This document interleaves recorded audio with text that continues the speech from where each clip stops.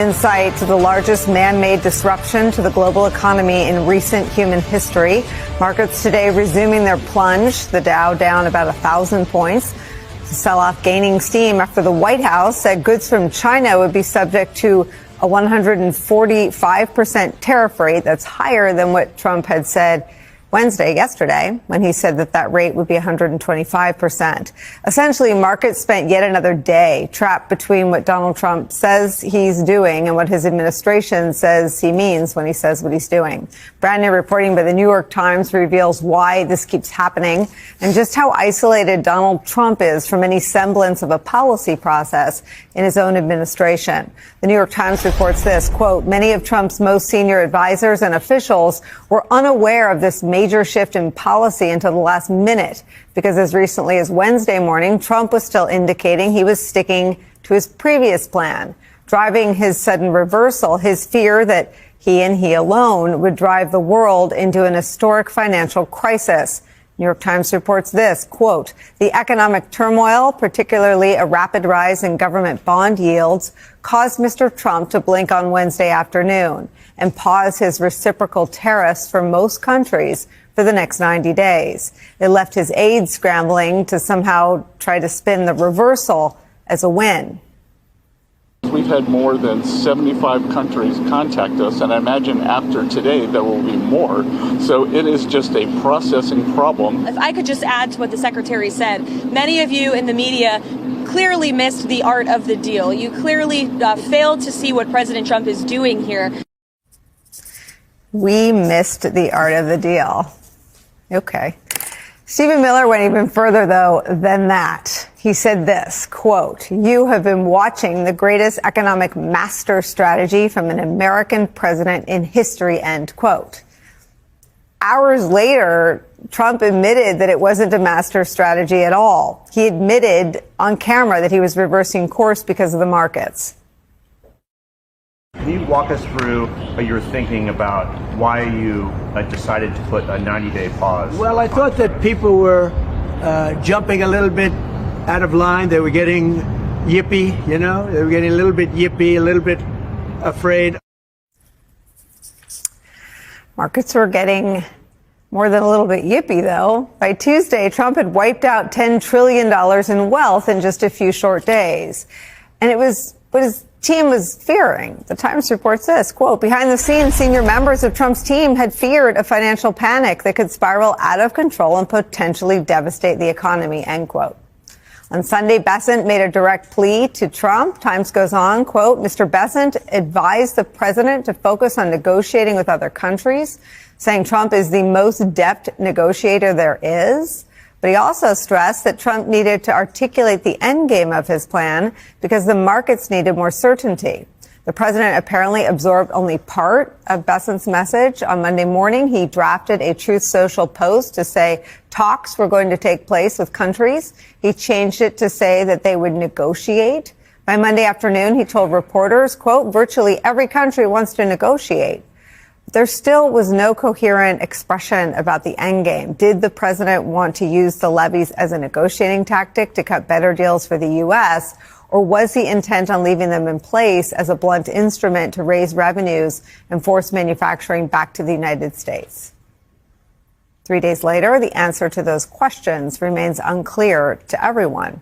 When he was asked about how he would decide his next moves, particularly exemptions on tariffs, he said this, quote, instinctively, Donald Trump's manufactured volatility continuing to fuel a market crash is where we start again today with CNBC senior economics reporter Steve Leisman. Steve, what is happening? Well, if you don't mind, I'd like to go back to my appearance on this show yesterday where I said that the announcement by the president was far less than it appeared to the market. And I think what happened is the market has come to that conclusion, that what happened was the president took off some of the reciprocal tariffs, but left a whole bunch of tariffs on and cranked up that tariff, as you correctly reported, on China to 145%. Well, what did that mean? It left us with tariffs that were not only just a little bit below where they previously had been. And I'll give you the numbers one more time here. We had tariffs of 3%. We went up to 30% under the president, and now maybe they're like 25%. So we still have the highest tariffs, or you want to call it one of the biggest tax increases in American history here. And that has not gone away. And so what happened is people lowered their forecasts, but didn't do away with their forecast for lower growth and higher inflation, which puts the Federal Reserve in this pickle here of they don't know what to do or how to respond. Nicole, what's going on broadly here, I hate to say this, is both American investors and global investors are selling America. And what does that mean? It means that everything that America produces right now in terms of financial assets are lower. Bonds are lower, the dollar is lower, and as you know, stocks are lower. Just again, Steve does such a brilliant job sort of standing in the breach between what I understand from covering Donald Trump almost every day for 9 years and what I'm trying to understand about how the global economy is reacting to a completely sort of uninhibited and really a silo in Donald Trump. He's not a part of any White House policy process at his own White House. Help me understand what that means for our economy. Well, I think the scary thing for the U.S. economy and the global economy was not that Donald Trump showed up as tariff man. He's often talked about that. It was that it was not done in any strategic or coherent way. It was kind of a flat earth tariff man. And I think when people saw the formula, they saw the kind of amateur hour of that. It wasn't just the, extraordinarily high numbers, but just the lack of any coherent justification. And I think what started to happen over 3 or 4 days was the administration reached its pain point on several levels. The pain point of people getting their 401k statements and seeing they maybe had 15, 20% less than they did in December. The pain point of hearing recession estimates going from 10% to 2030 to over 60% to people like JP Morgan saying they're more likely.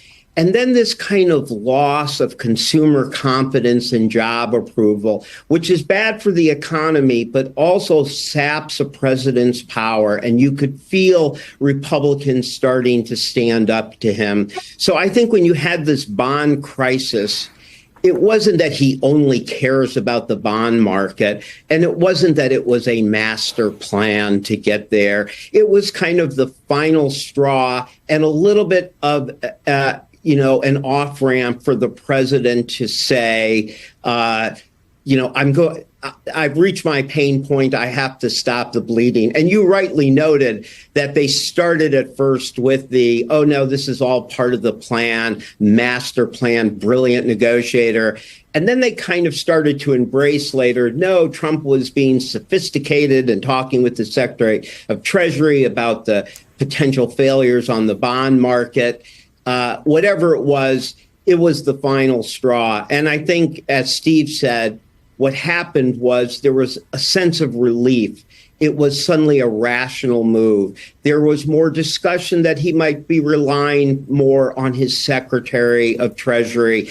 And that all kind of gave the market, a sense of relief at first. And they overreacted yesterday. And they kind of woke up in the morning and realized that this level of tariff is still higher than we had all thought and analyzed over the campaign when we thought it would be 10% across the board and 60% for China. Now it's 10% across the board, 25% in sectors, and 145% for China. And Yale Budget Lab comes out and says, this could still cost the average family $2,700 to $4,700. And my last point, which really goes to what Steve says, but I want to put an exclamation up on it, is uncertainty. Uncertainty sounds like a vague term, but when you have uncertainty at every level in the economy, when it's consumers who don't know what to do or what to buy or whether to go on vacation or build the kitchen,